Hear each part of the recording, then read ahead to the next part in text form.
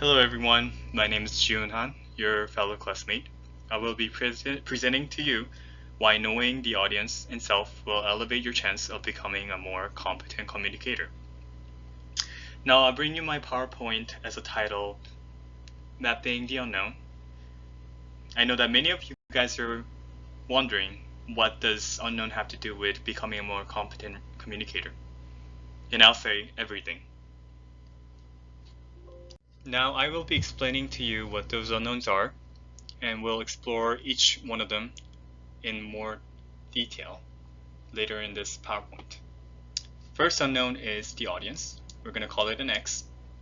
Second unknown is self. We're going to call it a Y. And third unknown is the pathway. We're going to call it unknown Z. And if you see on the right screen, there's a word map without their continents or the country or names. So we're going to write down the Y, which is yourself, and X as the audience. Now you must know yourself first, and you have to know the audience. And by knowing yourself and the audience, you will be able to communicate and deliver your message more clearly and effectively. Before we dive into our first unknown, I would like to share this famous quote with you. Know your enemy and know yourself, and you can fight 100 battles without disaster. This famous quote was given by Chinese General Sun Tzu, who was also a military strategist. He had won many wars and battles throughout the Qing dynasty. Many of the battles were won without a fight. He called it a supreme excellence. Now by end of this presentation, I hope you and I can be an excellent communication tactician. Okay, now let's explore our first unknown, which is exploring the audience. Now it will be almost near impossible for me to get into any minute details of each and every individual audience.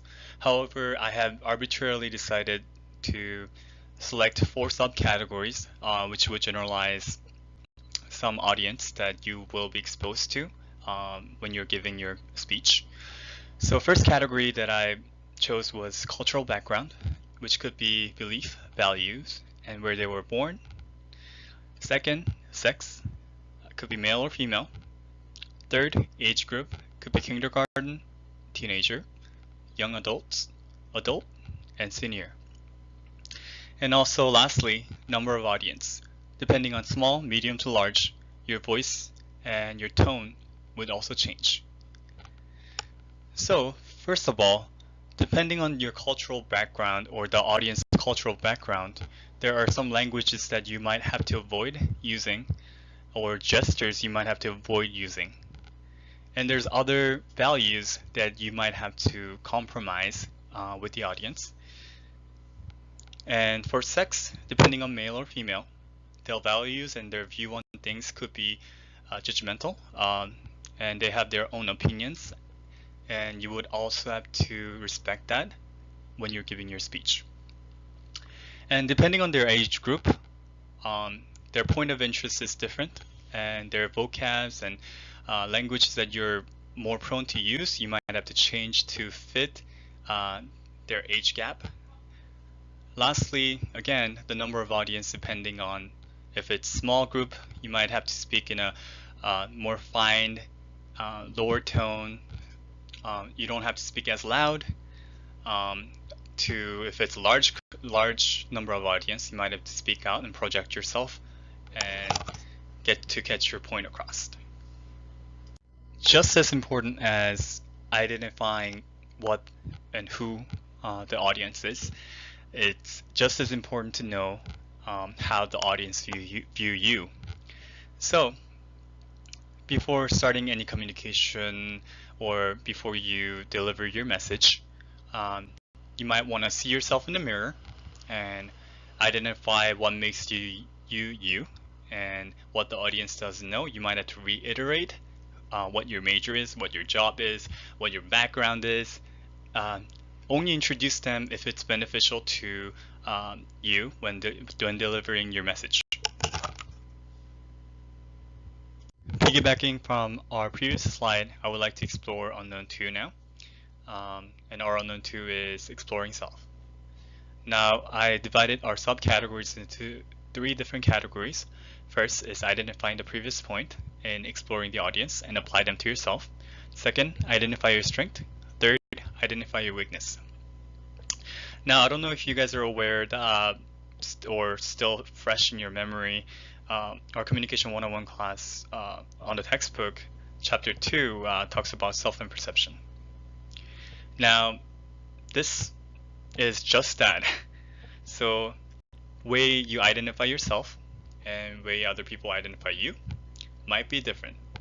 So, in order to correctly identify the previous point of exploring the audience and applying them to you, you can also write down what you think of yourself, and also you could also get a help from your fellow classmate, friends, or family, what makes you you.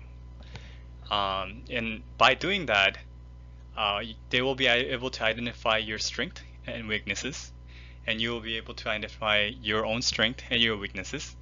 And ones that overlap is your true strength, and ones that overlaps is your true weaknesses.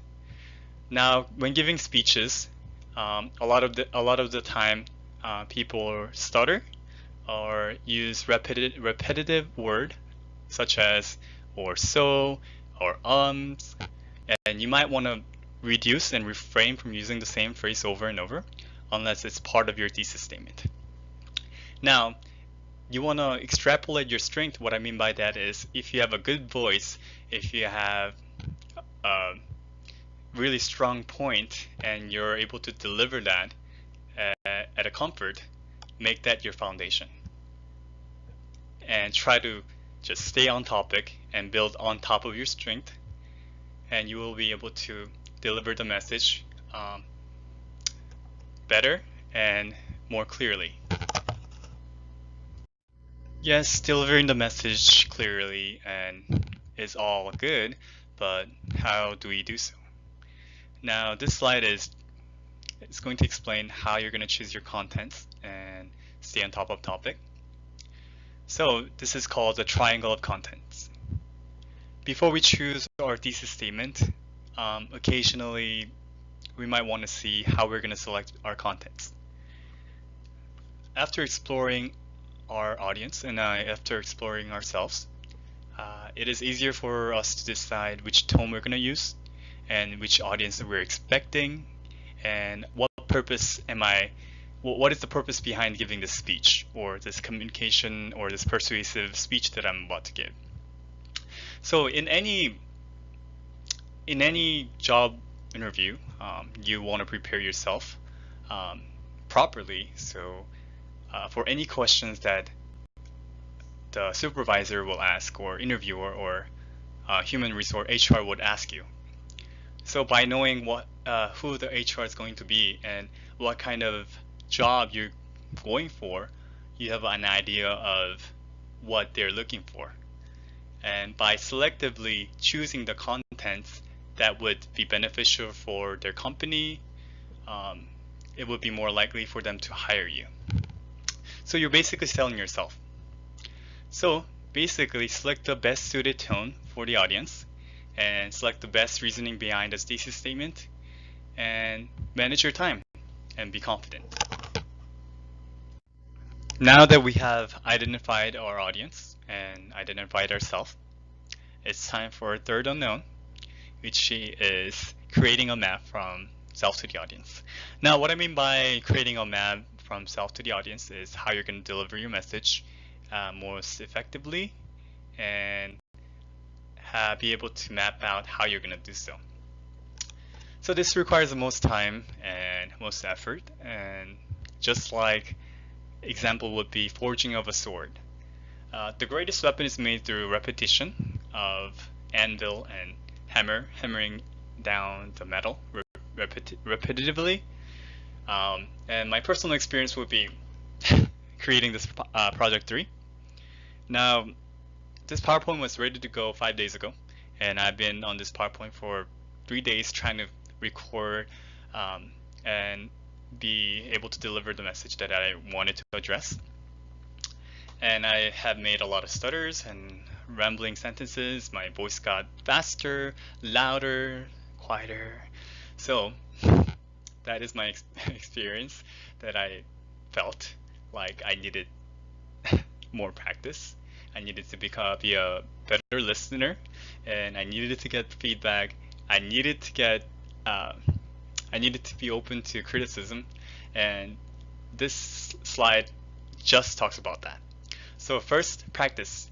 I needed more practice. I needed to repeat the presentation over and over, and that way it was gonna be building the experience that I need to be comfortable giving the speech. Second is being the listener. Now I recorded myself multiple times and listened to what I said, and it definitely gave me a different view on my speech giving skill. It was pretty terrible, and I definitely got back on my slide and switched out a couple of the points that I made and readjusted it. And getting a feedback. I presented this presentation to my siblings, and they told me straightforward, blunt feedback where I was saying a lot of repetition and some of the words that I would have said without having a foundational support. So I got rid of that. And I guess fourth point would be open-mindedness. You need to be able to have teachable heart, where your willingness to take their feedback and readjust it. And lastly, you need to be able to deliver your message clearly, which synergizes with the audience itself, so that they can hear what you have to say and be able to understand what you're saying. You did it! Finally, we're done with my PowerPoint. Hopefully by now you'll be able to identify the audience and self and be able to create a map just like the one that you see, with all the continents and names and how you're going to deliver your message more effectively. And I hope you have all became a better communicator by the end of this PowerPoint. Thank you and have a nice day.